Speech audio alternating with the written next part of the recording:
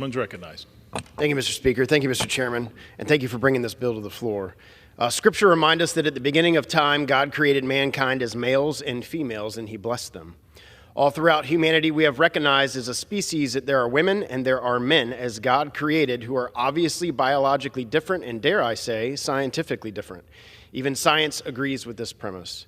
Yet our culture and civilization continue to be subjected to the perverse lie that there are more than two genders, or that men can be women, or women can be men. The distinction between men and women is clear and evident, and the erasure of this division has been promulgated by those in the radical left who seek to dismantle the core foundation of our society. We must never let our country and the American way of life surrender to this immoral ideology. What a shame it is that over the last several years, the radical left has tried to corrupt the minds of many Americans with the ideology that gender is just a spectrum, that it's fluid. You can be whatever you want, whenever you want, depending on how you feel. To them, it's just a social construct. The radical left has taken gender identity so far that many on the left can't even define what a woman is, for fear of retribution or cancellation by transgender activists. They have adopted completely made-up terms, such as non-binary, trans male, trans female. Some even say there are 74 genders. 74.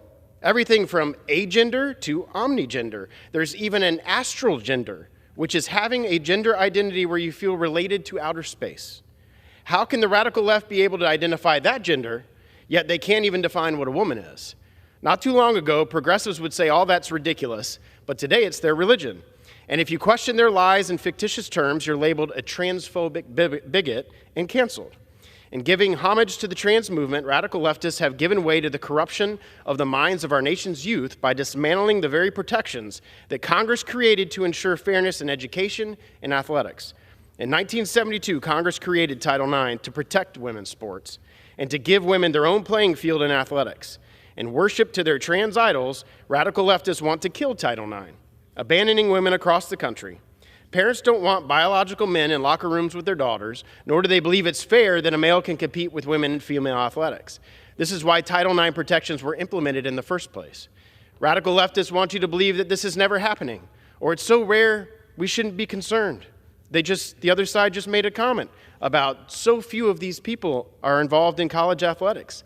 The truth of the matter proves otherwise. In my very own district, my constituent, Emma Wyant, an incredibly talented swimmer and Olympic medalist, lost a 2022 NCAA Women's Swimming Championship title for the 500-meter freestyle by less than 2 seconds. The man who beat her formerly competed for years on the men's swimming team and took home that title after identifying as a woman. It's a sad day in our country when radical leftists are willing to erase the rights that women have fought decades to obtain, all to elevate biological males to the top of women's platforms. An overwhelming majority of Americans believe that men don't belong in women's sports and that we must allow common sense to prevail. This bill will deliver upon the mandate the American people gave Congress to restore the integrity of women's sports, just as Title IX intended. Now is our time to act. If my liberal colleagues truly believe in supporting women's rights, as they often tout, they will vote in favor of this bill. I encourage my colleagues on both sides of the aisle to stand for women's free and fair opportunities in athletics and to stand for truth, not lies. I yield back. I reserve.